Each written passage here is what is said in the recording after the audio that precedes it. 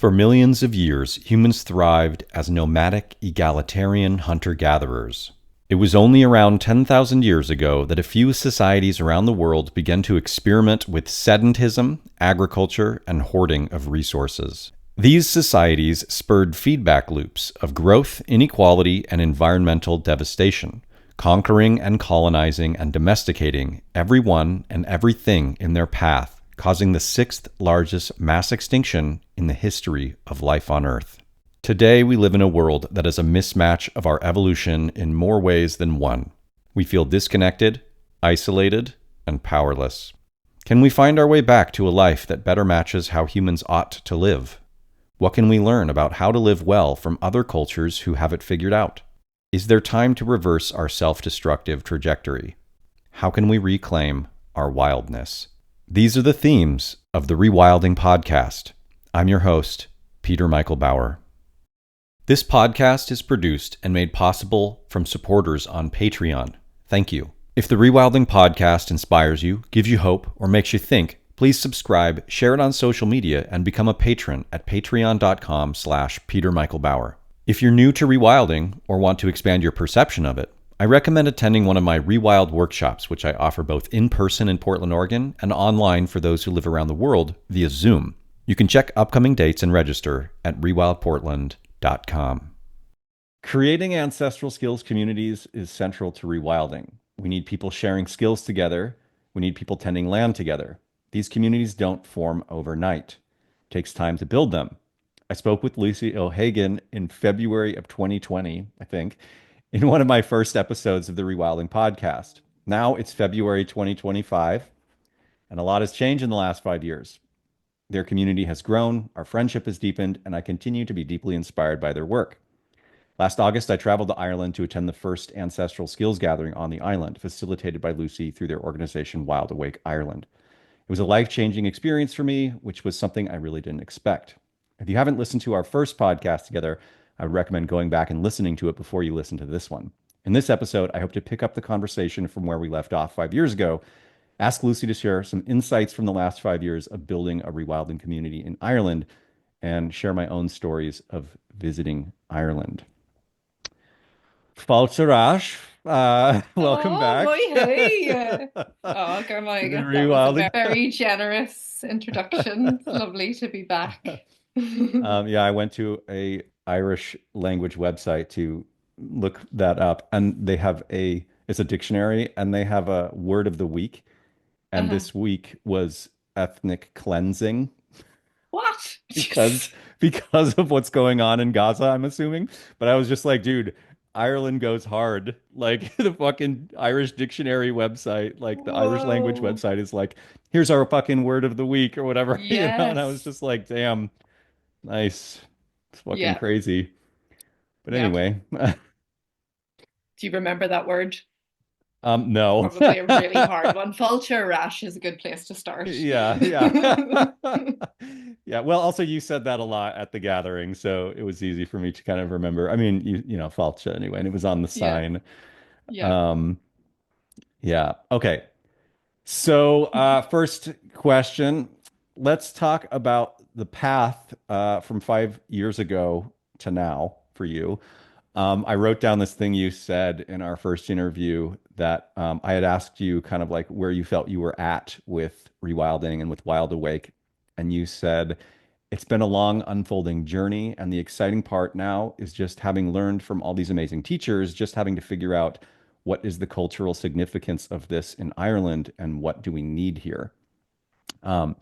Juicy. I feel like you've really figured it out, and something, you know, you're making like leaps and bounds.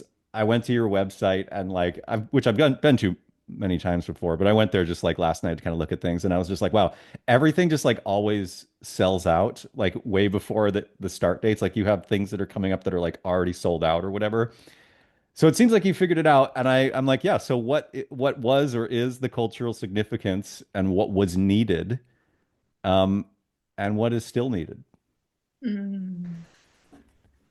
Oh my goodness. And I'll just say, I did not send Lucy these questions beforehand, so I'm springing them on you. 5 years, go. Yeah. 5 years. I mean, yeah, so I suppose at that time, I was living close to Dublin. I was running the Yeah. forest school in the Phoenix Mm-hmm. Park. It Mm-hmm. was like one of the first forest schools, like independent forest schools opened in Ireland. I was very much in that world, and I was kind of just beginning. Oh yeah, I was holding like Rewild in the City days, Mm-hmm. um, and then right after we spoke, there was this global pandemic. So managed to Yeah. live through that. Yeah. Um, Congratulations. Thank you very much. And I think that was such a pivotal moment in a lot of Mm. this work for so many Mm. reasons. So, there was a lot of online learning. I had my incredible now husband, that also happened, um, taking videos for me of teaching. So I was able to like kind of Mm. get my message and my teachings out more. So there was more interest in what I was teaching about and that perspective. But also, I think, like, crucially, there was a real deepening of understanding of what decolonization looks like in Ireland over that time and where it intersects with, yeah, like rewilding. I suppose I've also kind of moved away from that word more Mm-hmm. and speak more about like rekindling Mm-hmm. ancestral lifeways and decolonization Mm-hmm. and just becoming really much more intimately aware of the ways in which I have been colonized in a very specific Irish and Mm. Northern Irish context, Mm. and like how that like ripples out in terms of my relationship to land, my relationship to my native language, my relationship to the wider world. Like, I think at the time, even in that podcast, I was saying, yeah, like I can't believe there's so many people in America that are interested in this work. And now I understand, like, the significance of diaspora Mm. reconnecting Mm. with their ancestral roots as Mm. well. And then my work took, like, when we emerged out of lockdowns, my work took a hard turn towards really working a lot with adults, Mm-hmm. with young people in rites of passage. I closed the forest school and I've now moved to this place in the far northwest of Ireland, which has been, kind of my heart's home since I was a baby. Is a Gaeltacht area, is an area where there is still a lot of indigenous lifeways being practiced, like connection to the land being practiced, a lot of marginalization of these areas. So yeah, I don't know, there's like been so many, like my brain's kind of just Yeah. unfolded in different ways, and a great deepening and a great humbling, I suppose, as well. So yeah, that's a short synopsis of the past 5 years. Thank you. It seems like there aren't a lot of people doing what you're doing in Ireland, right? And I feel like that is one of the reasons why it's so popular and significant. What are your like touch points for people in Ireland to connect with the work that you do? Like how do you connect with them, make them feel like it's important? Mhm. Yeah, so I suppose like there's different levels. It's like on one hand there are people who, think that I quote just like forage plants or like Mm, teach hmm. hard skills. And that's a gateway for people in. Hmm. And then Hmm. they're like, why are we talking about queerness and colonization and all of these other Yeah, things? right. Um, Yeah. I've been really fortunate in the sense that like I think I've never kind of watered down my work to Hmm. be palatable for people, and I've always been able to be quite true to like what I feel are very strong ethics, like both within the organization of Wild Awake and what I personally hold. So yeah, like definitely after, like I suppose I'm really aware of like saying after COVID, like knowing that like Yeah, it right. It's still still going. exists, so we're still Right. going, Yeah. but like re-emerging from that time and people sort of realizing that the connection to nature for them was really important. Mm, This like wider discourse of decolonization and what that means, a real like resurgence of connecting to the Irish language, mm, which has been, so fed by incredible movements like Andram Jarrig, which like campaigned for Irish language to be recognised in the north of Ireland, as well as bands like Kneecap, which have like really, Mm, harnessed like the interest of many young people in learning the language. And then, there's just like so many cultural figures in Ireland, like Moncton McGann. He wrote this book about the Irish language and its embeddedness in the land, mm, and, our like earth cherishing, nature based language and ancestors and ways of relating. So people were sort of starting to feel this sense, and I think people are still feeling this sense of like, being Irish is not just like this kind of green plastic paddy, and feeling like a sense of like the depths of our culture and what we have to offer. And then also looking around and seeing the complete devastation of the landscape here as a result of that kind of internalized hmm. and external colonization. Um, but yeah, like I suppose there's sort of different ways that people will come to my work, and yeah, like learning these hard skills, collaborating still with like loads of different people and different organizations. Um, yeah, Cool. I don't know if that Yeah, answers your you question. segue. This is nice segue because my next question is, when we last spoke, you hadn't really started learning the Irish language yet. And I know now that you've been working on it for several years. So, like, what is your fluency level? How has it changed the way you interact with the land? And has it changed like the way you perceive things? Hmm. Yeah, I suppose for context, I should say, like, I grew up in Belfast. Like, I sort of quite sheltered from violence, though it was, all around us. And like, my family just kind of, even though my mum was bringing us to the Gaeltacht, like this Irish speaking area where I am now from a very young age, like the language was so politicized, and to Hmm. learn it meant a certain thing. And for me, a big part of my own personal journey of decolonization is like that connection with the land beyond a sense of like nation state or national identity, because I just grew up believing that these things didn't belong to me, that the Hmm. mythology wasn't Mm, mine, that the mm, language wasn't mine, that all of these things. mm, So this man that I mentioned before, Moncton McGann, he wrote this book, and in this book there were words like rock, ROC, which is the word for like the puckers that you see on the surface of the water that indicate mm, that there's seaweed below. And I was like, but I know that word, I know that so well. So I began to see that, this kind of nature based language, I was so familiar mm, with the things that they were describing. Like if you've never foraged seaweed before, that you might look over that word, but when you see it, because you know that mhm, action so well and mm, what that mm, means, mm, it was kind of, yeah. Again, it was like, learning foraging or learning wildlife tracking, like these things that sort of remove these sort of like blinkers or like veils or ways of not seeing the world. It was like, oh my goodness, this is the bedrock of everything that I do. yeah. Um, so being able to move to a Gaeltacht area and learn from native speakers who are also, you met this man, E. Mhm, McGarvey, who's like, prolific storyteller and incredible linguist and very humble and, just to learn from people like that who can tell me the words related to the land, tell me the old words related to the seaweed harvesting or the plants or, the place names and what they mean.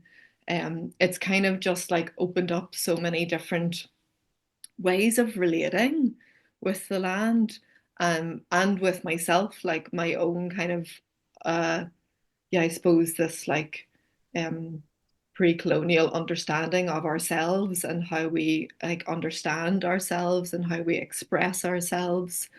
Um yeah, it's a really humbling experience because like my Irish is improving every day, mm, and I've just been learning by speaking Hmm. mostly. Hmm. So like I'll go to class maybe once or twice a week and then speak with friends. So I'm nowhere near fluent, but I'm just loving every moment Mm, of it, you mm, know? hmm. And it's like I'll go to an Irish class and we might spend the whole class speaking about, because I derail the class constantly. We're we're just speaking about like the different names for the different spades used to cut the turf, and like Oh, what the different yeah. like rows of turf are, the different names for the different ways to stack it. So it's just like it's such a land-based language, Mm, and for mm. people who practice ancestral skills and land-based ways of relating, it's yeah, it's like a direct line to our ancestors and their way of seeing the world. Yeah. What's the name of the book? The one that Monka McGann wrote, Hmm. 32 words for field. Okay, yeah. I was wondering if that was it. Yeah, it's interesting too because I feel like it directs it. Part of the cool thing about language is that it directs focus too. So, like you were saying, there's this word for what it looks like when there's seaweed under the ocean. Like if you just grew up without that word, you might see that thing and not. But if you grow up with that's just like a word that's part of your language, then you are noticing those things every time you see them, It's just really cool. Are there any other like examples like that that you've thought about or that you have? Um, there was another word I was sharing about recently, CEP, so CEAP, and it's the word given to the blacksmith's block that's Mm, like, because it's been so heavily hammered on each day, it's really embedded into the earth. So it's the word given to that, but mm. also the deeply embedded feeling that you feel when you belong in a community. Wow, that's You know, amazing. just What? like ridiculous, you know. That's so good. Um, yeah, yeah, and just the way the landscape is storied here, you Mm, know, like the names of the mountains, the name of the mm. place that I live, you know, it's like I think you saw that when, well, you saw when you came here all of the English names spray painted out. Right. Yeah. But the English names, you know, they don't mean anything, and it was this process of colonization of anglicizing the Irish names. So some of them have been literally translated, but more often than not, they're just like a real, you know, made a mess of the word Yeah. that was there. So it has Yeah. no significance Yeah. whatsoever. So, like a place, for example, like, you know, the townland that I live in, Cloghaneely, is Ken Cloghaneely, so the head of the headstone of McNeely, and that relates to like this myth of this area Mm, that's like alive in all of the place names and is mm. visible in the actual land.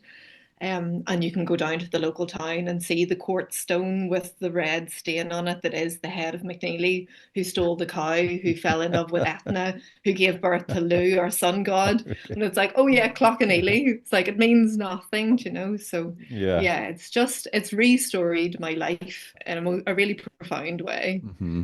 Yeah. Yeah. It makes me think of this book I read ages ago called Wisdom Sits in Places. Have you ever heard of this? No. It's a really good book. It's called Wisdom Sits in Places by Keith Basso, and it's an anthropological study of Apache place name stories. And he talks about how in the Apache culture, they have these place name stories which take like only 5 minutes to tell, but they're all linked to physical places in the environment. And there's like some of them happened in that place before, like at the beginning of creation. Some of them happened before humans arrived. Some of them happened like after humans had arrived, but before like the contemporary times or memory. And then some of them are like gossipy type stories that have happened Mm. within living memory. But all of them have social etiquette constructs built into them. So whenever anybody was breaking a social construct or doing something that was taboo or inappropriate to Apache culture, like an elder would gather everybody together and like spend 5 minutes to tell the story of that place and not directed at anybody specifically. It's very like passive, kind of like shame in a way. Not, you know what I mean? Because like he interviews these Apache people and they're like, I knew, that they were directing the story at me, right? And they're like stories are like arrows and you feel it Yeah. you're like getting shot with this story, right? And there was a woman that they interviewed and she was doing something that was, not cool or whatever. And every day she had to drive by the place where that story took place and she would drive 45 minutes out of her way to avoid driving through the location because of how guilty and like full of shame it made her feel for not abiding by like the Apache etiquette. And it's just Wow. cool to think about like how deeply people can be embedded in place with those stories that like every time you're in a place, you can like imagine or invoke those stories. And one of the things that I think he talks about in this book, I'm not sure, maybe I made this up, but that there's like essentially corresponding brain patterns to like the map of the physical world that you're walking through. So when you're walking through the physical world, you're also walking through like what it means to be an Apache in those places. Like you're like Mm. the physical world is blended with the cultural like perception of self and belonging in this way that anyway, they call those chronotopes. That's like the anthropological like term for places where like time and place intersect with like essentially consciousness or like, the idea of who you are in terms of belonging. When you gave us a tour of these places when I was there, and it just fucking blew my mind because in my mind, I didn't know, like I didn't understand that there were actually like places in Europe like this. I just thought that it was all like sort of obliterated or lost in all these different ways. And so to be in the Northwest there and like be going to these places, it was really cool. Yeah.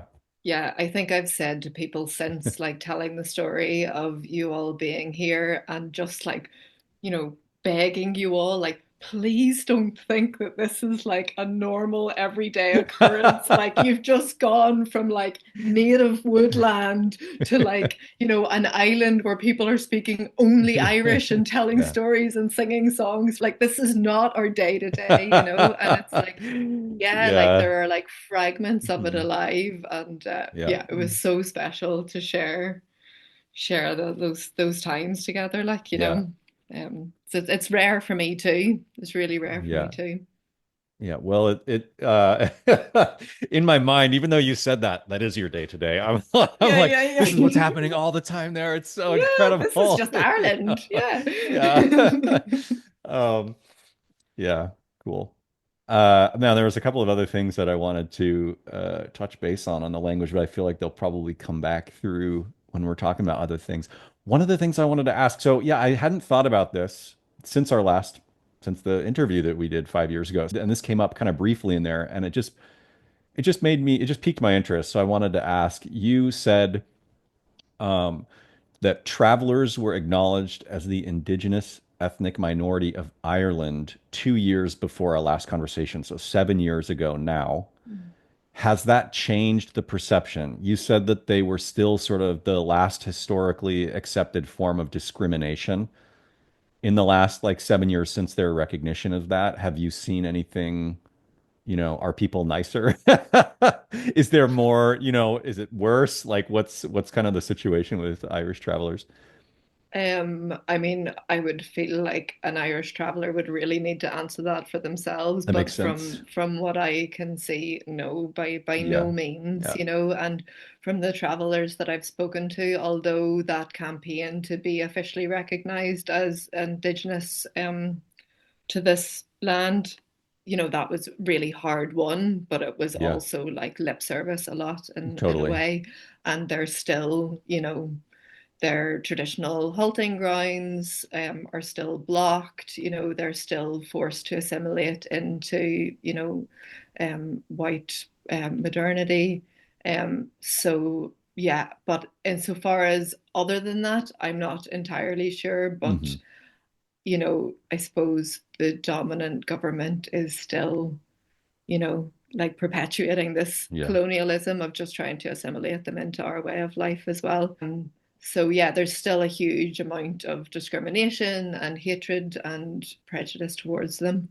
And you hear that in day to day. I mean, as well as like the many people who are like have come to Ireland as asylum seekers as well. Like it was really interesting just to see the different, like interesting, really heartbreaking to see the different treatment between white Ukrainian refugees coming to Ireland versus like anybody from any other Mm-hmm. non-European or black Mm-hmm. or brown migrant coming here.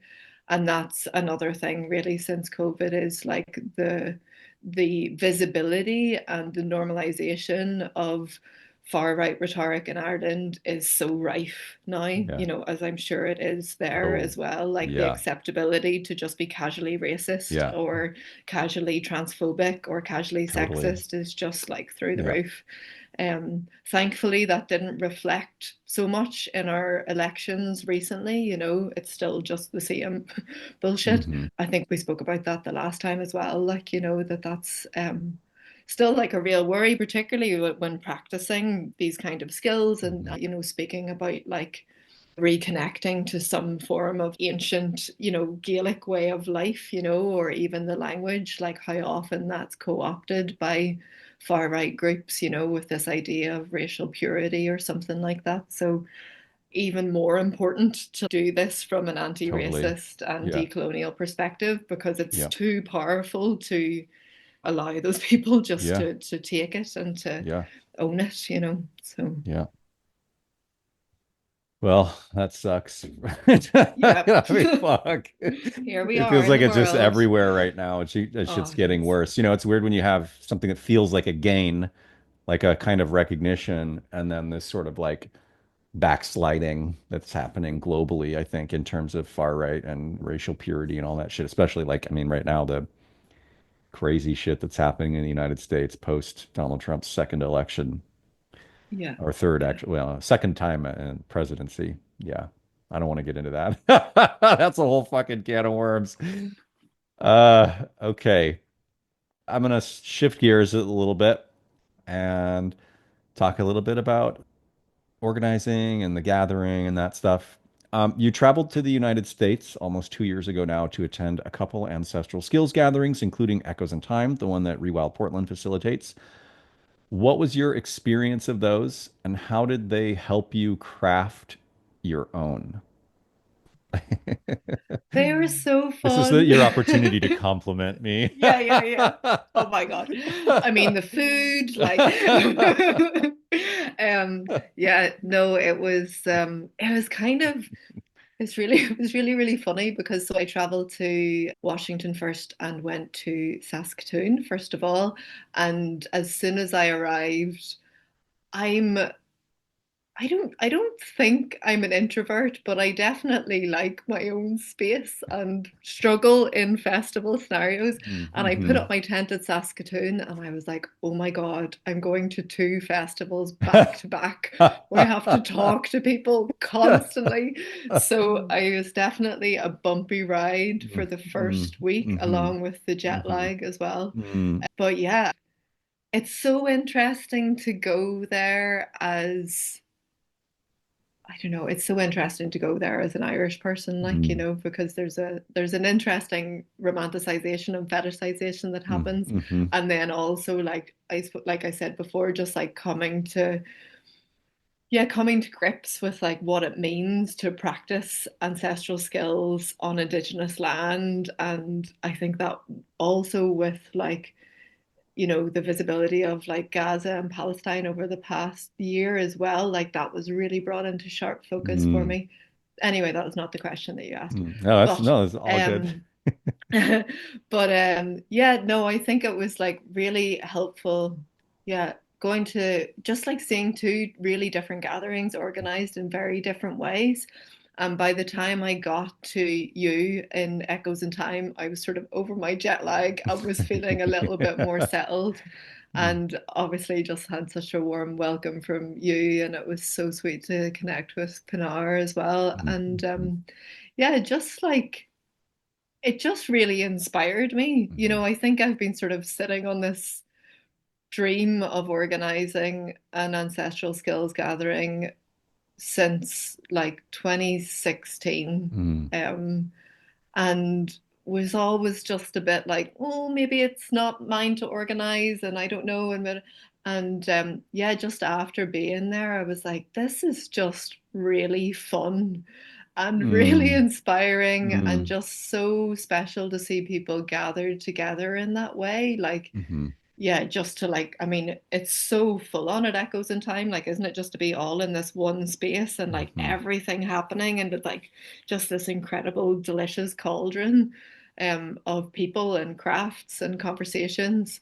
um and yeah, it was just like kind of readied me, it was mm, like, yeah, okay, I can do this. mm. Also because I said to you and Sharon there that I was organizing one, and Yeah. people were pretty much booking their flights like the next Yeah. day. Yeah. So that was really like, okay, Mm-hmm, that lit a fire under me. mm-hmm, And then just like so beautiful then to feel the support of the community that has already been like built here over mm-hmm, these years, mm-hmm, of people really ready for it, like, and really excited by it.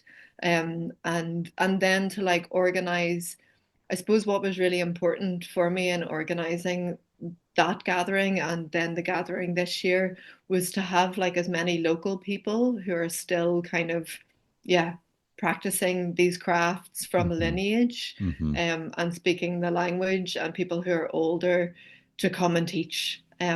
Yeah. And that's what happened, like, as well as all of you offering your amazing skills and so many Mm-hmm. other people. But it's just such an amazing thing, like, really, because it's like there's the classes, but then there's everything that happens around them, Mm-hmm. and I think I said to you all just how special it was to bring together people who shared these similar interests but maybe only knew each other online, and maybe had like different ideas about who they were, and just to like sit around the fire together and like as a community building space. um, so yeah, I'm very excited for the next one. Yeah. Need to So need you're to organize things. you're keeping it small still, Yes. uh, which is nice. Um, yeah, I mean, even there were like 40 something people there, Yeah. and I didn't even, I connected with maybe 10, which like aside from the five people that came with me from here. Um, yeah, I really would. We'll talk about that more in a bit because I just want to, yeah, share some of my experiences from there. But Oh yeah, please do. um, let's see, what was my next question? Oh, this is good. So I remember you saying at the gathering that it was like you were having this challenge where most of your programs are like you facilitating teaching, or you're a teacher in most of the things that you do. And in the gathering side of things, it's a lot different. It's like event organizer rather than a teacher in that way that like a class is structured. And I feel like it was exemplified in the image of you on the quad, like driving gear around, like you borrowed the quad from a neighbor and you were shuttling people's gear around and stuff. And it was just funny, like seeing you doing the like organizer hustle that like I have to do at Echoes, and being at your gathering and being like, I don't have to do shit here, but being able to be like, I can help if you need it. But I totally took a video of you on the quad, I think, and or a picture, and I was gonna like use it for this podcast as like the as like the thing, but I couldn't find it. And there's like a whole bunch of video and images that are gone from my phone that I took at the gathering. I don't know what the fuck happened to them. So anyway, I'm gonna try to find somebody else who might have one of those. There are many Yeah, pictures I'm of sure. me on the quad. I'm I sure. mean, I'm kind of like looking all sheepish, but that is actually like, I felt so good on that quad. Like, I'm Yeah, like, well, drive that quad. you wrote it in style. So Thank yeah. you. I went from like 2 miles an hour to like 40 within the space of 3 days. I was like, oh, I Wow. can't do this. Yeah. Oh, I've Yeah. got this. Yeah. Yes, no, it was very exciting. So that's the Yeah. setup to the question. What was different about being an event organizer in that way for you than teaching? And what were the challenges that you faced as an organizer that you didn't see coming? And how were you able to overcome them? Hmm. Yeah, I really wish you'd sent me these questions beforehand, Peter. Like, I that would have know, been really sorry. helpful. It's fine. You can take a moment. It's like a job Um, interview kind of a yeah, thing. yeah, what did you do well? What were your weaknesses? Yeah. What's your 5-year plan for the gathering? Yeah. Um, yeah, so I suppose to like be really like a kind of like awkwardly transparent when you're a workshop facilitator, like you're kind of the center of things, Mm, mm, and mhm, there's a weirdness to that as well as like, it feels great and I love teaching. Like I really, mhm, really love teaching mhm. and I love being on that journey with people. Um, but then I suppose, yeah, when I speak about weirdness, there's the pedestalization that happens Totally. as well, which I'm like deeply uncomfortable with. Yes. And then, it often, when my work is so much a part of my identity, that can get quite murky Mm, and wrapped mm, up in different mhm, ways. mhm, So to experience like being on the fringes and my job being to just make sure that things happened. Like on the one hand, I'm a born organizer. Like I just love organizing. I mhm. think I was like 8 years old and they asked, "What's your talent?" And I wrote organizer on the board. I was like, "Is this a talent?" They were like, "Yes." Yeah.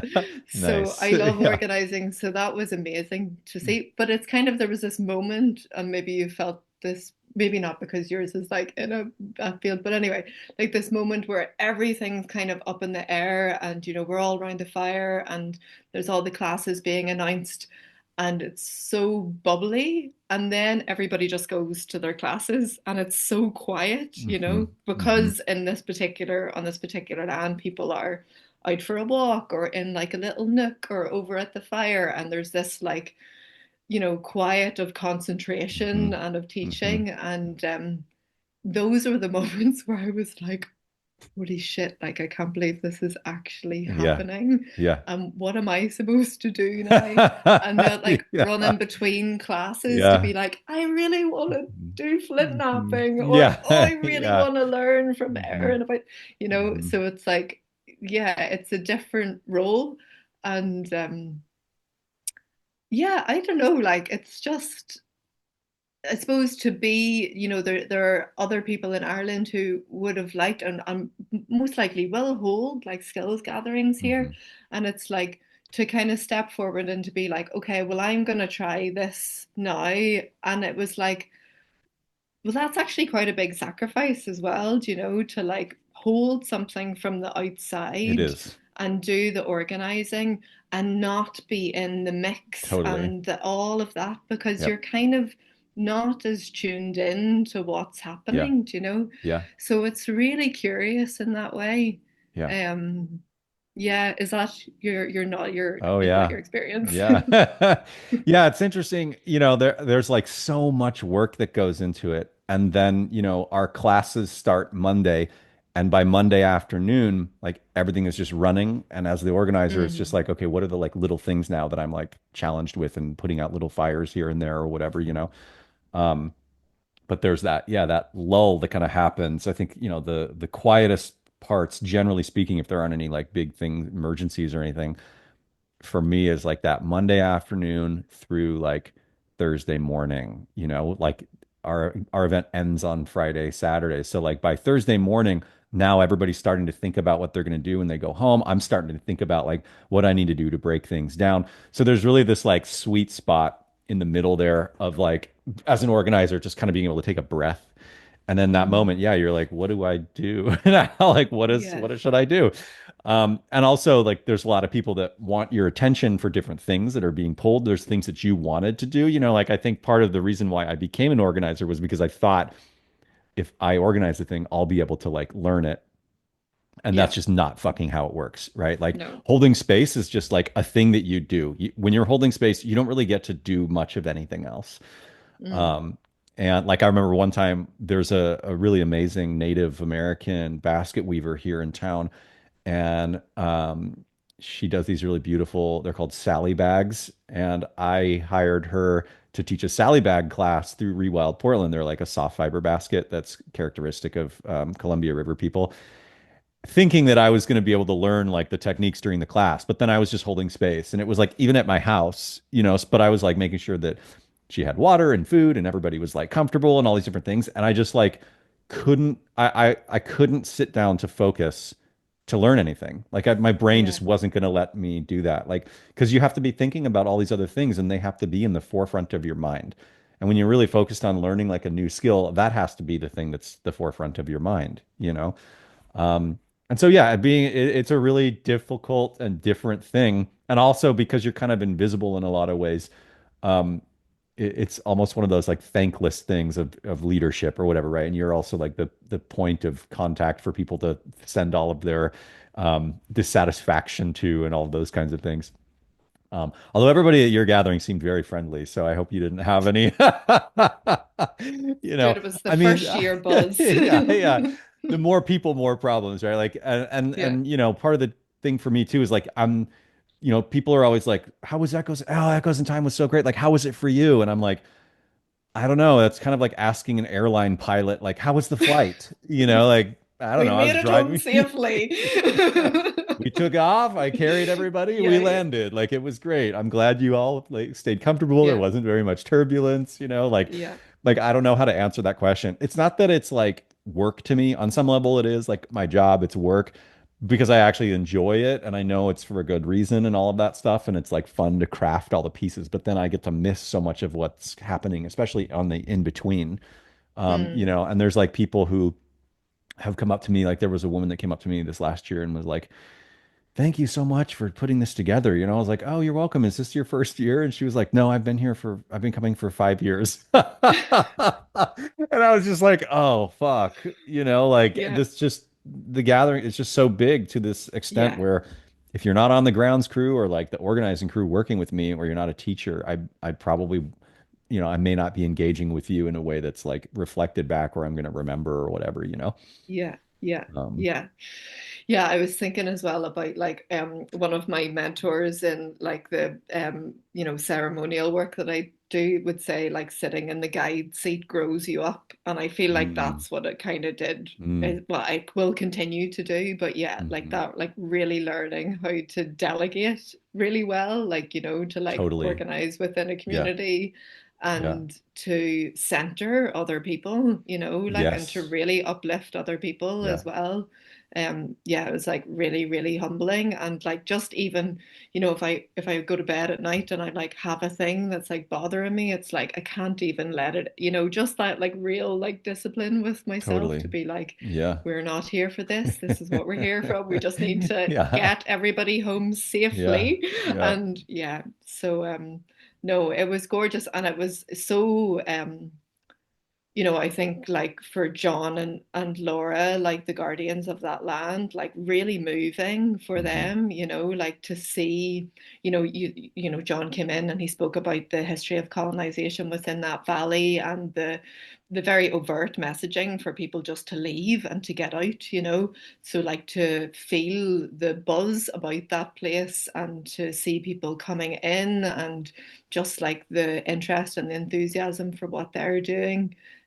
Yeah, I think they were really blown away by it, Yeah. really. Awesome. Yeah, that was another highlight of that experience. You know, you recommended to him to take my Rewilding 101 online because I refused to do my Rewilding 101 class online.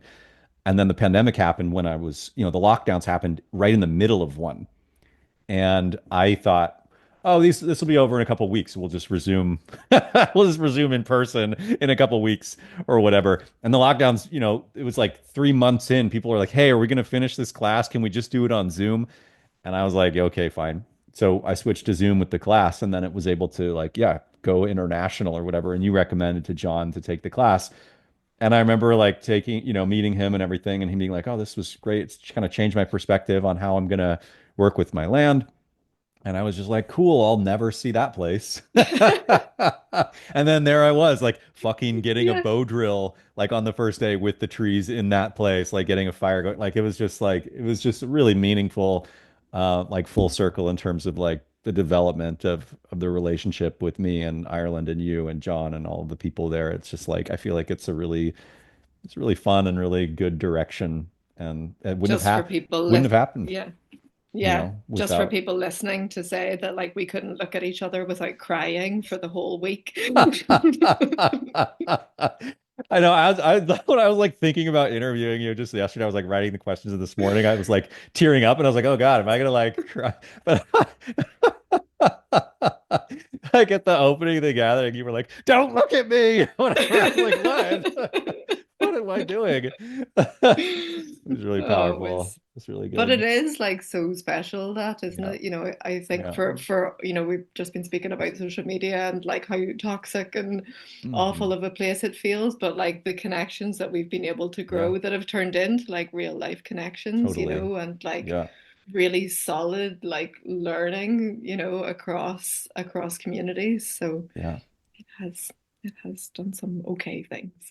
I guess. I guess. I hope you're enjoying this episode of the Rewilding Podcast. I wanted to pause and make a request for your support. This podcast is made possible by donations on Patreon. With so much media filled with misinformation and outright lies these days, small independent outlets like mine are some of the only ones left striving for brave, truthful inquiry.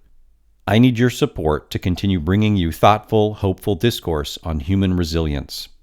Please become a patron of the podcast at patreon.com/Peter Michael Bauer. Thank you for keeping my project going. The world needs this. Um, cool. So yeah, next little question here. So I'm just gonna read what I wrote because it's probably more concise than something I could say off the top of my head. But I really enjoyed the way you began the gathering by lighting the fire with the bow drill. And I was reminded that during our conversation 5 years ago, you mentioned Robin Wall Kimmerer's braiding sweetgrass, and you quoted her saying, community creates ceremony, and ceremony creates community, or the community creating ceremony and ceremony creating community was sort of like this concept that you were sort of exploring and thinking about at that time. And clearly, like that is deeply embedded in everything that you do now, like just perusing, your website and seeing all of the programs that you run. So I'm, just sort of a blanket question. In what ways have you seen community create ceremony, and in what ways have you created ceremony to create community?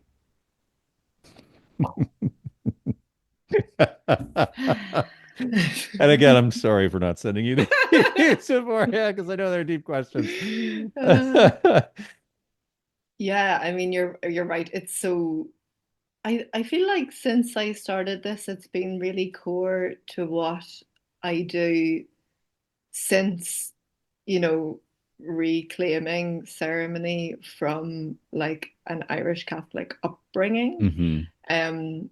And but it's definitely like a really large part of my life now. And all so there's kind of like two parts to it where on the one hand I'm sort of researching and learning about the the ceremonies and the rituals that have been practiced on this land for generations. So, like the real culturally rooted ceremonies that are here, the associated plants or foods or places or stories.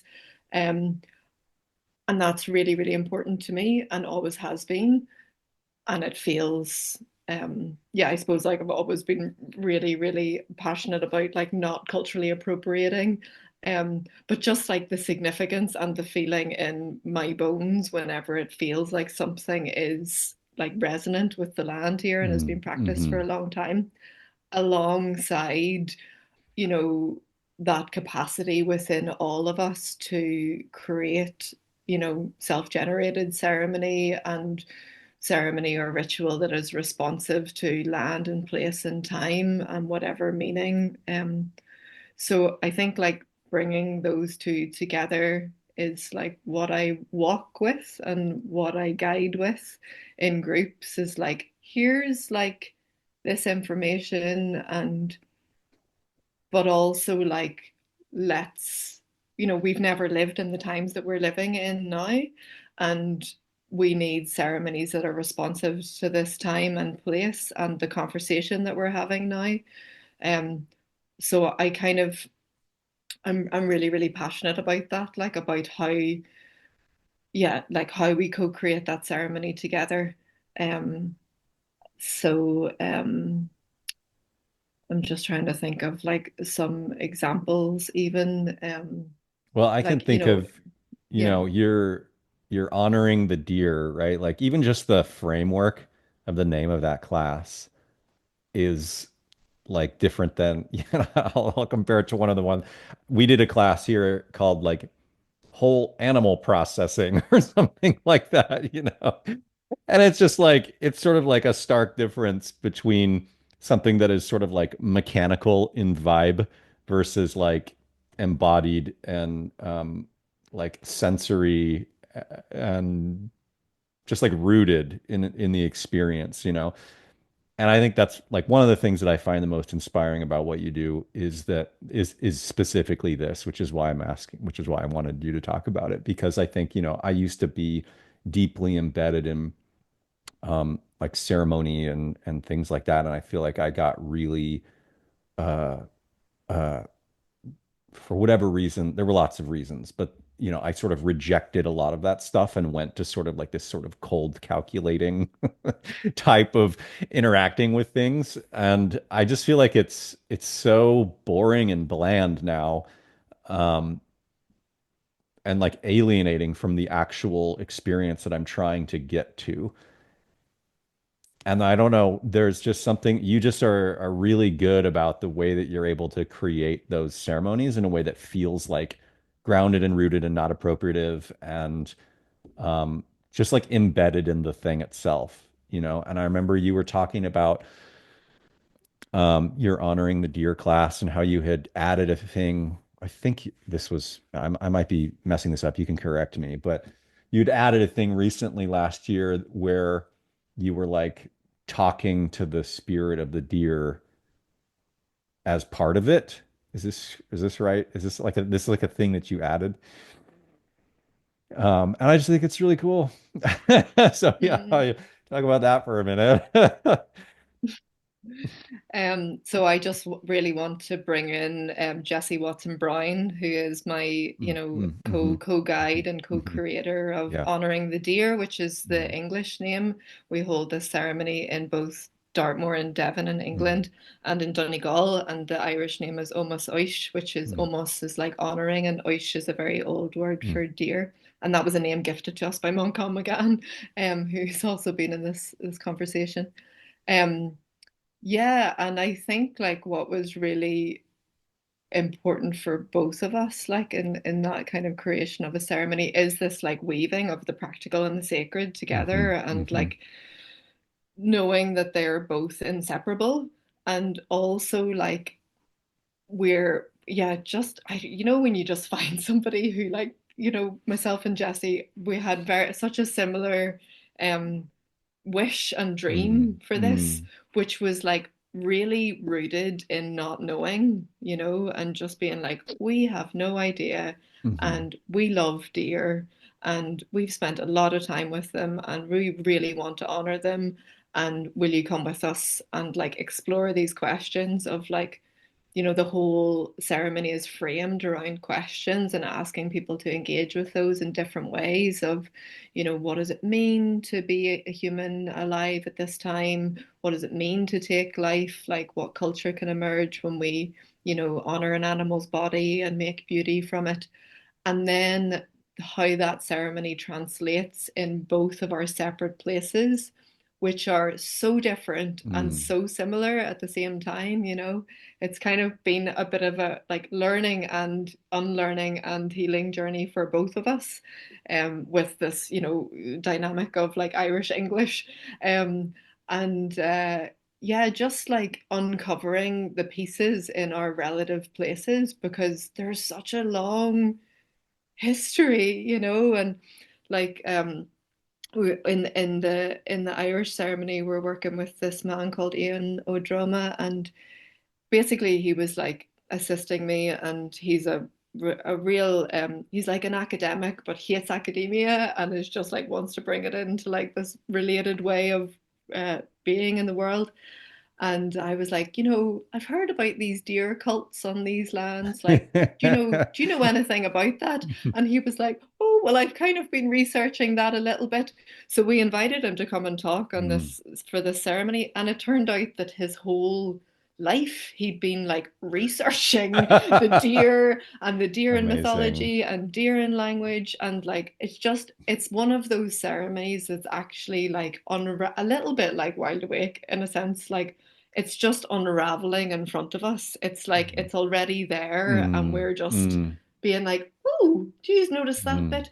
Like myself and Jesse, we were like, oh, it'd be really great. We both love dreaming, and that was like a big mm, part of our, emerging relationship was doing dreaming together with Lynx as well. And we were like, we should have like a dreaming part of this where people will drink like mugwort, and then mm, they'll, dream with the deer, and we come mm, together to share what the deer have shared. And then I read in like an Irish folklore book about, Artemis, and like Artemisia, so like the goddess of this mugwort herb, being connected to Britain, and be it was like she asked Brutus, who came to Britain first, to sit on the skin of a hind and drink deer blood in order to find this land. So it was just, I'm not even explaining that yeah, very, but it was like yeah. so many things came in. Mm, And then, yeah, this piece like with that happened at Crinne Lunasa at the gathering. E, who I spoke about, his son was there, an incredible 16-year-old, like fluent in Irish. Again, his definitely his father's son, like an mm-hmm, incredible mm-hmm, storyteller.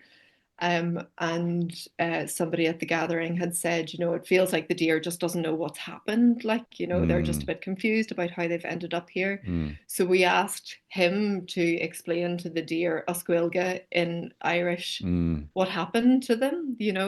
So it's just, there's so many touching moments that feel, like you said, just kind of like rooted, and we're not Yeah. going off into these kind of like spiritual realms. We're not trying to get ahead of ourselves. Like, we're not bypassing anything. We're just like, what's here? Yeah.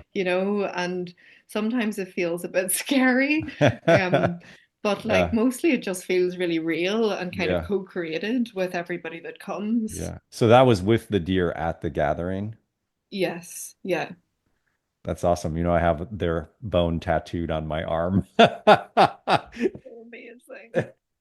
Wow. This was the all that I made from their Wow. leg. And then I had a tattoo artist tattoo the all that I made onto my arm. Anyway, Wow.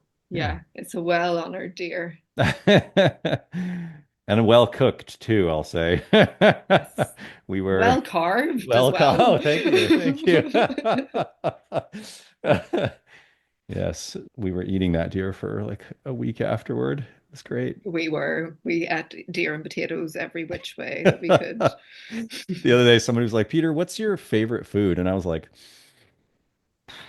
I think deer and potatoes. Really, They were like, still. Oh what my could you gosh. have? What could you have like anytime, any day? And I was like, I mean, meat and potatoes, but deer and potatoes, wild deer was. Yeah, yeah. Anyway, yeah. I think one of the coolest things to see at the gathering was, I wasn't like interviewing people specifically to find out why they were there, but I was very, curious as to how the people ended up at the gathering. And it was just really cool to see that, pretty much everybody that was there had been involved with Wild Awake in various capacities over the last couple of years. And to see, all the different people kind of coming together from the community that you've been building was really inspiring. And it made me think about people, it took a long time to build up to this gathering. Like you said, you've been having this dream of doing this ancestral skills gathering for since 2016, I think you said. So, and then keeping it small, like you're doing bite-sized pieces, you're like very methodically putting this together, it feels like. And also like you said, kind of letting it unfold in front of you, as opposed to like trying to rush to make it happen. Um, I'm curious if you have advice or thoughts on building community like this for other people who might be struggling to kind of like make something happen. Like, what do you think around that as an organizer, as a community builder? What are your tips and advice for anybody? Tips. I've been telling this story a lot recently of Mm, like in 2015 when I first started the forest school, it took me like 3 sessions to light the fire. mm. And in the end, I think it was one of the kids that ended up lighting the Nice. fire for me, you know. So I see a lot of people who come with this question of like, not being ready, you know, and feeling like, oh, I need to do like this next thing or this next thing, and then I'll be ready to start something. And yeah, I just tell them that like I had no idea how to light a fire whenever I started this, and that was, you know, like 10 years ago Hmm. now. So it's not very much time. So I think, you know, there's definitely, you know, things need to be tempered with a certain, like, yes, we have a responsibility to the people that we're working for or holding space for, or the land that we're working on. And also, like, people can also learn alongside you as well, you know, and that's been a really beautiful part of yeah, my journey with this is like learning alongside Mm, children, you know, mm, and learning hmm. from them and learning from Hmm. the people that come.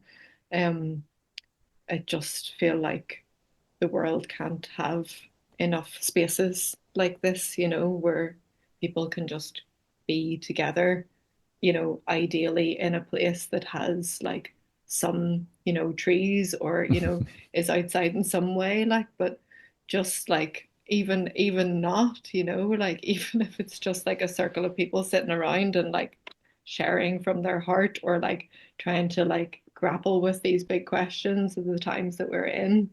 Um, yeah, I think that's been like the most advice that I've given out recently is Mm, just like mm, don't wait until you think that you're good enough because like mm. we live in systems that constantly tell you that you're not or Totally. that you Yeah. won't be unless you do this or that Mm, or spend this much money into this or that. hmm. Um, and like, you know, collaboration with people has been so key for me, like, you know, of like growing these like webs with people like who are allies in this work and whose work might not look completely similar, you know, like with the Wild Awakening, like I collaborate with like basket weavers and poets and storytellers and Yeah. farmers and herbalists, and it's like we're all kind of co-creating, you know, we have a shared Mhm. imagination of how we would like the world to look like. It might not look exactly the same, but it's like we care deeply about the land, each other, you know,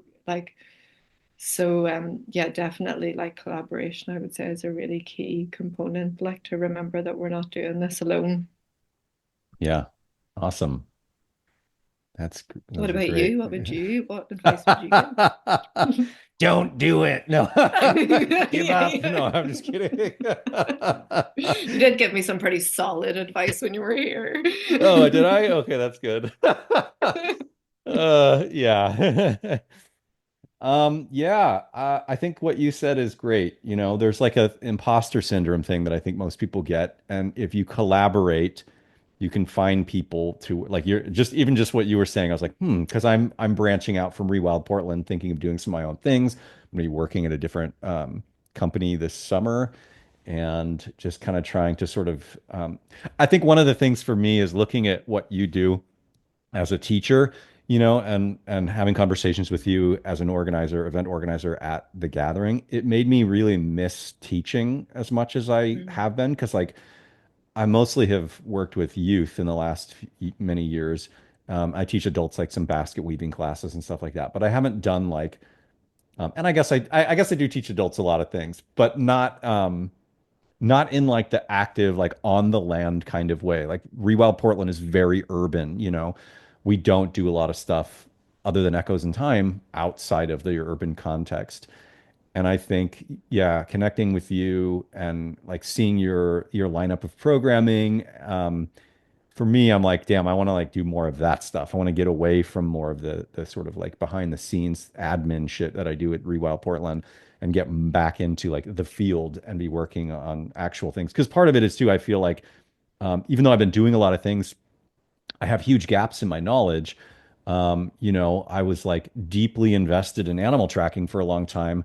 And then that sort of faded away before cyber tracker evaluations became kind of the standard. So like I don't even have one of those certifications, which I think would be fun. We when they first kind of came out, I started doing tracking a little bit more again to try to get back into that, and it just kind of slipped away again, in doing all the other things. And so I feel like I'm gonna be going down this journey of like sort of rediscovering some of the skills and trying to build my skills back up to feel more confident in teaching more of that stuff to people.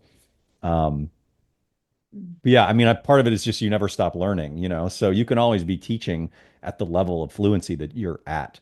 I think if Mhm. people try to teach above that, that can be complicated if you don't have a partner that is above it that you're co-teaching with, right? So, I mean, that's kind of part of the other thing that you said is like collaboration. You can always find somebody that has a higher level of fluency in a particular skill than you, and you can collaborate with them and glean some of that um, as you're working on teaching other things. But I also just don't have enough like straight up dirt time to like Mm. continue to hone my own skills, and I haven't for a while.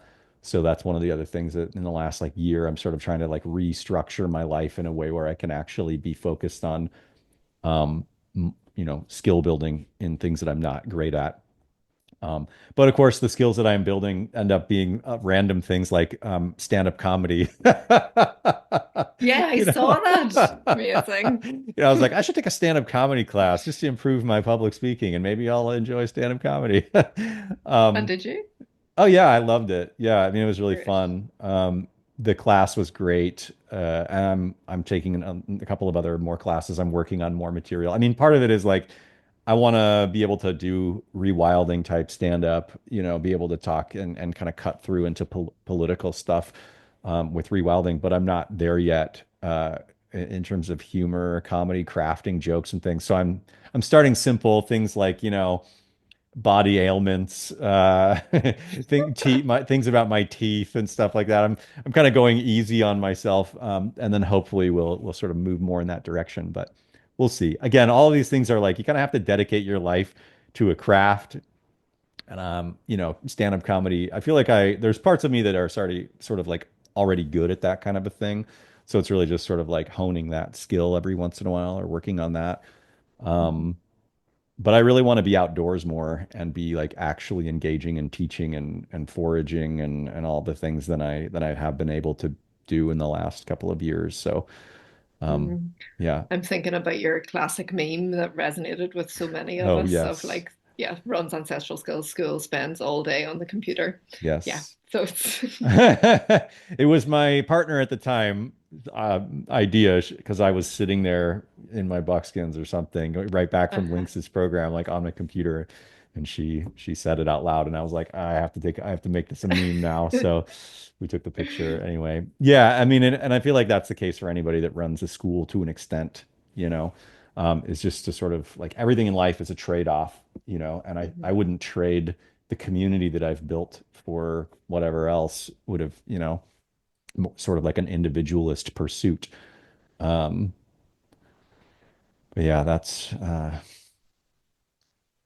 what I think about that. I don't have anything else to add. That's the end of my questions for you. Is there anything else that you're thinking about you want to ask me? What are you excited about teaching at Crinne Lunasa this year? That's a great question. Um, I'm really hoping that we do bone tool that we get a deer again, and then I'm able to teach bone tools again, especially just kind of knowing how it went last time and that was not an expectation that I was going to be even doing that at all. And then it just like kind of fell into place, which was really cool. I would love to, yeah, be able to do that again so I can make so this tattoo is an ulna awl, which is one of the main awls that I use for basket weaving. But the other main awl is the metacarpal awl, which is part of their leg as well. And I would love to walk away with one of those, and then I could get that one tattooed on the other arm, even though it's also not the right location for it in terms of like my ulna. This ulna is tattooed on top of where the ulna is in a human. Um, So, anyway, so that's just something that's in the back of my mind. But I don't know. Yeah, I'd love to, hang out with Paul some more from, mhm. Wild Walk, and hopefully, I would love to. I wanted to come in early so I could get some flint, but that'll have to happen afterward this time because of just the way that my summer is going to work out. But yeah, I'm looking forward to that. Probably won't try to do fire again. Those Unless I wet bring trees kicked materials. your Yeah, ass. yeah, it was very wet. It was very wet. And just challenge, yeah, just the materials are challenging. Although I feel also like I have a better idea now of like what woods to choose that would make it easier. Mhm. And maybe if I arrived a day or two beforehand, I could go to a place where there is more like poplars to collect or something. But I might also just bring, some materials from here because those worked out pretty well. They did. That was actually used in our wedding. That's Your, right. yeah, Yeah, I was there your in spindle. You were. You were. yeah. Um, yeah. Great. Well, I'm I look hope forward to not seeing that class and being somewhere on the outskirts of it, watching it the happen. bow drill class. Yeah. Or Yeah. any class you're teaching at the Yeah. gathering. Just be running around on my quad. Yeah. So are you going to try to be a little bit more engaged this year outside? Are you going to get delegate some more or Yeah, I mean, I was pretty happy with how it went. Like, I yeah. think I taught too much, actually, because I Yeah. did the deer Yeah. and the eel skin Mhm. tanning, Oh and yeah, yeah. yeah, and then it was just a bit chaotic. Yeah. So I'll probably do less, which Yeah. is kind of what I'm Yeah. practicing at the moment, is Nice. just generally Yeah. doing less. And I was like, I'm yeah. gonna teach every time if there's something, and it was really fun because um I did a figure four deadfall trap class, but it was the same time as Jimmy was doing his decolonization talk. So Oh, like yeah, yeah, everybody was at that except yeah. Hootie, his Yes. son, like came and hung out with me and we just like made traps together. And it was a really cool opportunity to connect with him. Yeah. He was like the only like teenager at the event, which was really fun. Well, he's so excited for this year and he Nice. wants to teach this year as Oh, well. awesome. So it's really Yeah. cool. Yeah. Yeah, I think one of the things that I just wanted to speak to that I remembered now, was that like in our previous conversation too, one of the things I was sort of musing on was this idea of like an ancestral homeland and like at what point can one person decide what is their ancestral homeland if we are all from like Africa or or from wherever, like constant evolution and migrations and things like that. And of course, at that point, I was like, I'd never been anywhere really outside of the United States. I'd never been to Europe, where I do have a lot more lineages. And in being in Ireland, I was kind of like, how am I going to feel here? Because I have a lot of genetic whatever, from the doing my DNA tests, knowing that I have a lot of ancestry there.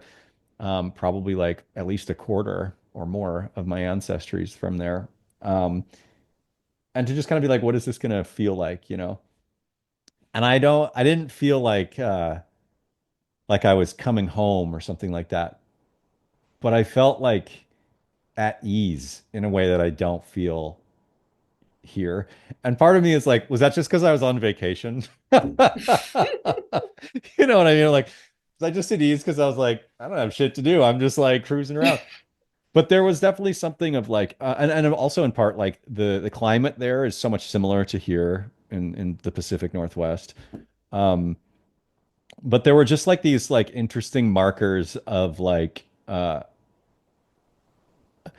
I didn't want to try to put it into words because I feel like words would sort of destroy it, but I definitely felt like a vibe. I mean, as soon as we were there on John's property, I like was set out to make a bow drill because there's sort of this like practical part of me, right? That like this is how I connect with the land and the spirit of a place is through like the skills. And I got a bow drill coal and I just like immediately started crying because I was just like, yes, this is like, I've had a conversation now with the trees and with this place. And I'm like, as a fire creatures, this is like what we do here. And this is what my ancestors probably did on some, to some extent. Obviously not maybe the particular style of bow drill that I was using.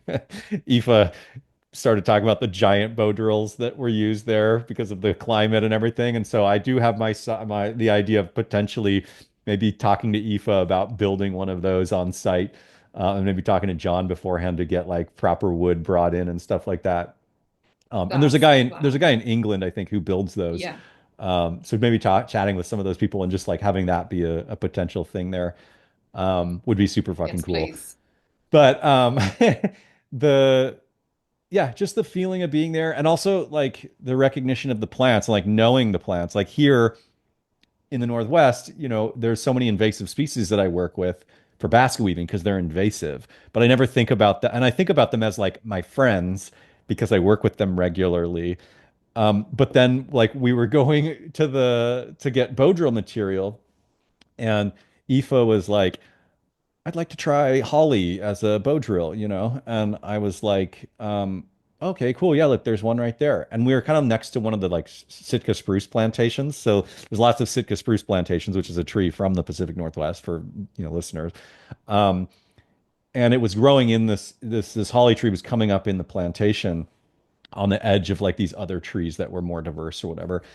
And I was like, yeah, why don't you take that one there? And Jimmy was standing there and was like, well, actually, probably don't want to cut down a native tree that's like surrounded by all these invasives. I was just like, Mm, what? Like, wait a minute, what? And I was like, oh, right. Like, fucking ivy and holly are like not really invasive here.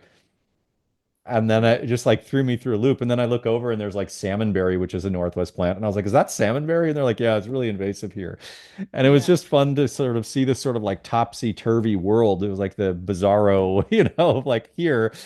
Um, but it also made me feel like at home. Like it was sort of this weird blend of like climate and sort of the bringing together of these different species that people have been migrating with for a long time. Even if, some of the plantation aspect of the Sitka spruce was bad, or the fact that there are invasives from the Northwest, but just to sort of see this like collaboration or this like confluence of climate and species coming together in these weird ways, it made me feel at home, kind of like being with the plants from both my home and my ancestral home, like together. Mm. And it kind of made me reframe also just like being here where I'm at today, in a way that was unexpected as well. Um, yeah. So yeah, I don't Yeah. know. I really appreciated like what you wrote maybe when you got home just about that, like, and I think like that whole idea of like blood connection to a place makes Mm, me really squirmy, mm, like mm, and hmm. that like sense of entitlement or whatever it is, like, but like how do we actually like come into relationship with a place that like yes our ancestors might have come from but that we've never had any Yeah. physical connection with, and like how do we approach place and people. And I just thought that was really beautiful, like what Mm, you wrote about like and what you've said, about like coming to learn the trees through friction fire or coming to know the deer through like working with their bones. And yeah, just like that, belonging is so much more than our blood, like, or our genetic totally. line, Yeah. it's like, and I feel that really, really strongly because, I've been so often being told that like I don't belong in certain spaces, Mm, like,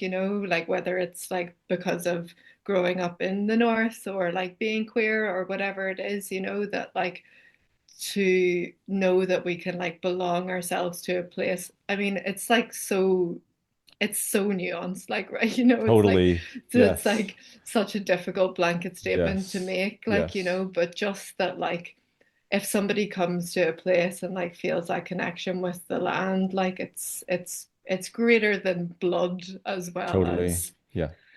It's yeah, I don't all know. it's all, it's all the Yeah, mix of all the things, right? It's just yeah, like it's not you can't just claim a thing for one reason. It's like you have to be embedded in the place. yeah. And part of that is, ancestral lineage of embeddedness through culture. And I think that is best expressed through language, like what you were talking about earlier about like the words that are there to describe the place. Like that is that is, and the stories that embed you in the place. Like there's so much more than just who you're related to. Mm. But that's still, those are all threads that tie back to a thing. I think I'm, I really, I kind of rejected sort of a lot of the lineage, like heritage stuff for a while. And I'm kind of like coming back to it I feel a more holistic way where I feel like there are signposts that are able to help me as long as I'm not like, um, some sort of like heritage, blood quantum, racial purity, whatever. Like that shit is fucked. And Yeah. I think that's one of the reasons why I rejected a lot of that is because a lot of that kind of goes towards that. Like And I also understand like where some of that stuff kind of originates from. But at the same time, like there is a connection that people have. Like epigenetics is a real thing, even if, we've changed in various ways. Like landscapes do transform people's DNA over time and things like, you know, so I think it's all deeply embedded in the experience of belonging, Mm. And I think, yeah, one of the things I'm excited about is when I listened to our previous interview, you mentioned I think her name's Margaret, the herbalist that lives there. Yeah, Margaret you mentioned Kitty. Hmm. yeah, you mentioned her, and it's funny because she was then at the gathering Yeah. teaching plants, and I didn't go to her class, but the idea of coming back and learning the Irish names for plants and stuff like that's something that I'm like deeply interested in this year as well. I don't know if she'll be at the gathering again. I'm sure that there will be lots of people there that Hope have like so. yeah. Yeah. um, that have taken that information and are helping spread it. But Yeah. Yeah. um, cool. I think we should wrap it up in terms of our conversation. We want to talk about our um, holiday plans more. People can listen yeah, in. we What we're can gonna stop the do. recording and then talk about our holiday plans. But um, thank you, Garamagat, Thank for you. coming on to the Rewilding Garmagazian. podcast again, and maybe we'll check in again in 5 years. I'd And like that. hopefully by then, I'll be living in Ireland if it's if the United States goes full fascist. We'll see what happens. Maybe Tough not. culture road to Anyway, grab on. yeah. But yeah, I suppose I wanna end just by Mm, saying like Gurmila Moigat, like really to you and to Rewild mm, Portland, because I think like the more I do the work, the more I realize like how crucial like finding Rewild Portland and that way of teaching these mm, skills with this like mm, political awareness and engagement it was so pivotal mm. in my life, like and the way that I do the work that I do. So thank you Yeah. for all that you have created and shared, and yeah, your Mm. friendship now too. Tafalcha Rot. Is that right? Well, if you speak to E, he'd Oh, say okay. You got Ulster's. Gunyana Gunyana Shawoidich. Tafalcha Road is just an English literal Oh, translation, but okay. Gunyana Shawoidich is like Gurmaigat Gowana is like make Gunyana Gunyana Sh Shawoidich. Voidich. Gowana Gunyana Voidich. Shawoidich. Gunyana Nice. Shawoidich. Yes, that's for everybody because everybody Mm, says Tafalcha Road, even if mm, they're taught that. But mm. Gunyana Nice. Shawoidich. The E will real be happy shit. about This that. is That's it. yeah. The from real the shit. from the bow from the with Yeah. cow's mouth. Yeah. Awesome. Well, thank you. Thanks. Yeah. Thanks for listening to this episode of the Rewilding Podcast. Check out the show notes to connect with my guest and for a list of resources that we mentioned in our conversation. If this episode inspired you, made you think more deeply, or gave you some new tools to use, make sure to subscribe and become a patron at patreon.com/Peter Michael Bauer. If you're new to rewilding or want to expand your perception of it, I recommend attending one of my Rewild workshops, which I offer both in person in Portland, Oregon, and online for those who live around the world via Zoom. You can check upcoming dates and register at rewildportland.com. Thanks for listening.